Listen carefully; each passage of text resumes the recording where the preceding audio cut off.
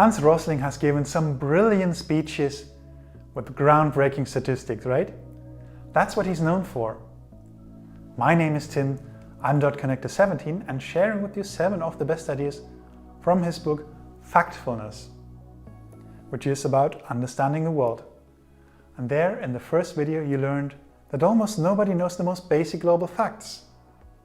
And then in the second video you learned about Dollar Street, which is a model for a more fact-based worldview, and it shows what life is actually like at different income levels. Then in the previous video you learned how your instincts are constantly distorting your worldview. And Hans listed 10 of those, but we only talked about one, the fear instinct, and how to counter that one. Today's video is all about how Hans uses data.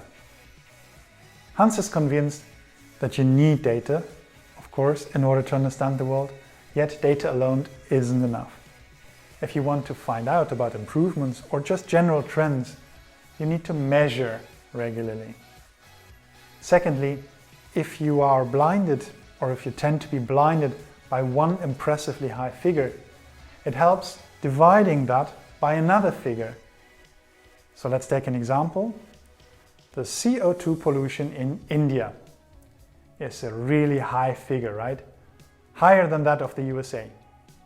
However, if you divide that by the number of people, so you're discovering the CO2 pollution per capita, you realize that of course India's more than 1 billion people produce more CO2 than the only 330 million US citizens.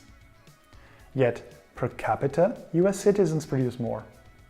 Then if you want to discover the scope of an issue quickly, say the number of infected people with a certain disease in a certain region, Hans likes to think which few numbers cover the vast majority of the cases. Finally, Hans likes to present the data in ways that people can both enjoy and understand. If you haven't seen him in action yet, the following video might be a great place to start. It is called Hans Rosling's 200 countries, 200 years in 4 minutes. I'm sure you're going to love that one. And there you have it. According to Hans, you need data to understand the world, yet data alone isn't enough. Present your data in nice ways to keep your audience engaged. That's about it. See you in the next video, which will be about a medical ethics discussion. Thank you so much for watching, and bye-bye.